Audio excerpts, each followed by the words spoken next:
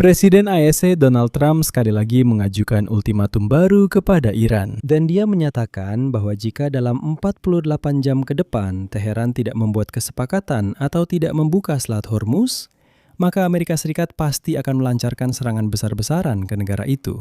Dan Anda tahu, Iran memang membuka Selat Hormuz, tapi dengan satu catatan penting. Sementara itu, di Teheran diumumkan bahwa mereka sedang menyiapkan daftar negara sahabat dan netral yang akan diizinkan melewati selat dalam waktu dekat, namun dengan biaya tertentu. Ngomong-ngomong, India hari ini menyatakan bahwa mereka secara terbuka membeli minyak Iran. Dan pada saat yang sama, intelijen Amerika juga memberikan penilaian mereka tentang kemungkinan dibukanya Selat Hormuz. Dan mereka menunjukkan bahwa Amerika Serikat terjebak dalam perang yang sangat panjang. Nama saya Alexi Peci, mari kita bahas topik ini bersama-sama. Tapi sebelum kita mulai, saya minta tolong. Silahkan berlangganan saluran ini, beri like dan tulis komentar apa saja dari Anda. Dan teman-teman, jika kalian ingin mendukung kerja saluran YouTube ini, kalian bisa melakukannya secara finansial melalui donasi apapun, atau berlangganan sponsor berbayar melalui tautan dan informasi yang ada di deskripsi video ini. Atau pindai kode QR di layar kalian, saya akan sangat berterima kasih atas dukungan apapun dari kalian.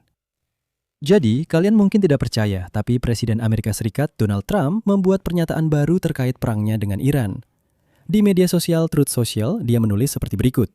Ingatkah kalian bagaimana saya memberi Iran waktu 10 hari untuk membuat kesepakatan atau membuka Selat Hormuz? Nah, waktunya tinggal 48 jam lagi sebelum neraka menimpa mereka. Puji Tuhan. Saya hanya ingin mengingatkan, pada 21 Maret, Trump sudah pernah memberi Iran waktu 48 jam. Lalu ketika Iran tidak mau menyetujui apapun, Trump memperpanjang tenggat waktu itu selama 5 hari lagi. Lalu diperpanjang lagi selama 10 hari. Dan selama waktu itu, Iran sama sekali tidak melakukan apa-apa untuk mendekat atau meredakan situasi. Bahkan orang Amerika sudah mengakui bahwa negosiasi antara Amerika Serikat dan Iran telah menemui jalan buntu. Nah, kemarin muncul berita bahwa Amerika Serikat menawarkan kepada Iran gencatan senjata selama 48 jam karena orang Amerika masih melakukan operasi pencarian dan penyelamatan untuk menemukan pilot pesawat F-15 yang ditembak jatuh oleh Iran sehari sebelumnya. Dan sekarang seorang komandan militer tinggi Iran menyatakan bahwa pasukan Iran sedang memburu pesawat-pesawat Amerika dengan menggunakan metode dan peralatan baru. Komentarnya muncul pada hari yang sama ketika 2 pesawat militer Amerika ditembak jatuh. Kemarin, sebuah jet tempur F-15 milik Angkatan Udara Amerika Serikat ditembak jatuh di atas wilayah Iran. Satu anggota kru masih dinyatakan hilang, sementara pesawat serang A-10 Thunderbolt II terkena serangan dan akhirnya jatuh tak lama setelah meninggalkan wilayah Iran. Selain itu, kemarin juga 2 helikopter terkena tembakan, HH-60W atau Black Hawk. Mereka ditembaki oleh pasukan Iran saat menjalankan operasi penyelamatan. Satu F-16 kemarin juga menyatakan keadaan darurat, setelah itu berhasil mendarat dengan selamat.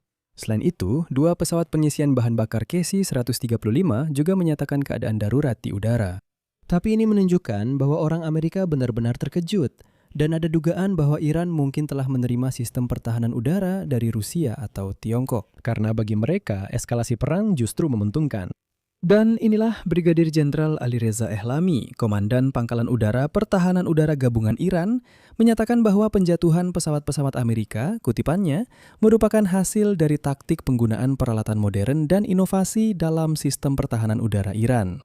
Hal ini menyebabkan kebingungan dan rasa malu di pihak musuh. Namun demikian, setelah ultimatum baru dari Donald Trump, Iran tiba-tiba menyatakan bahwa mereka membuka Selat Hormuz, tetapi dengan nuansa penting. Iran akan mengizinkan kapal-kapal yang membawa barang-barang penting untuk melewati selat yang diblokir. Belum diketahui barang apa saja yang dianggap penting oleh Teheran dan apakah blokade akan tetap berlaku untuk kapal-kapal dari negara yang dianggap bermusuhan oleh Iran. Dalam dokumen yang ditujukan kepada Ketua Organisasi Pelabuhan dan Transportasi Laut Iran, Wakil Pengembangan Komersial Human Fathi menyampaikan bahwa izin diberikan untuk kapal-kapal yang membawa barang-barang penting, terutama barang pokok dan bahan baku untuk peternakan, untuk melewati Selat Hormuz. Dan berikut adalah poin terpentingnya. Pejabat Iran tersebut menyampaikan bahwa perintah ini berlaku untuk kapal-kapal yang menuju pelabuhan Iran atau yang saat ini berada di wilayah tersebut. Sementara itu, Al Jazeera menulis bahwa Iran berniat mengklasifikasikan negara-negara sebagai negara musuh, netral, atau bersahabat.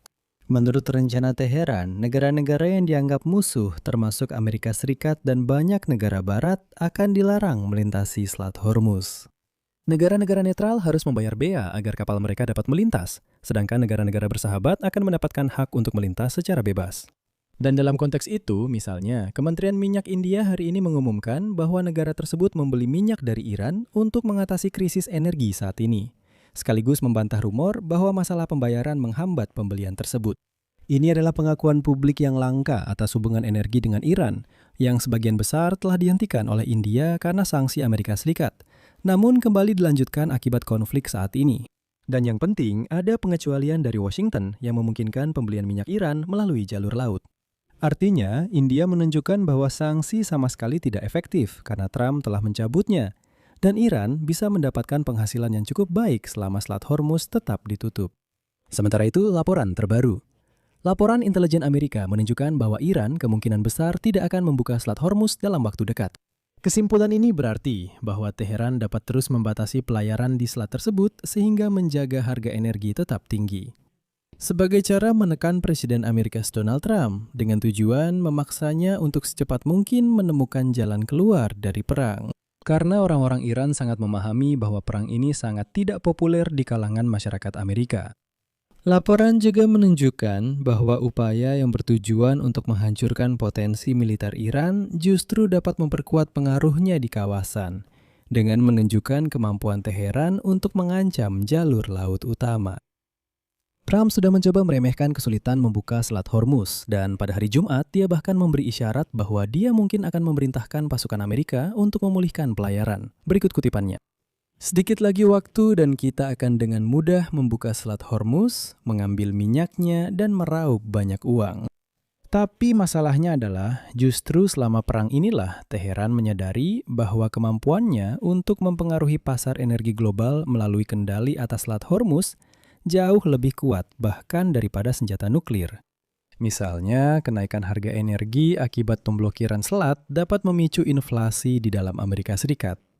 Hal ini menciptakan risiko politik bagi Donald Trump di tengah rendahnya tingkat popularitas dan persiapan Partai Republik untuk pemilu paruh waktu Kongres pada bulan November.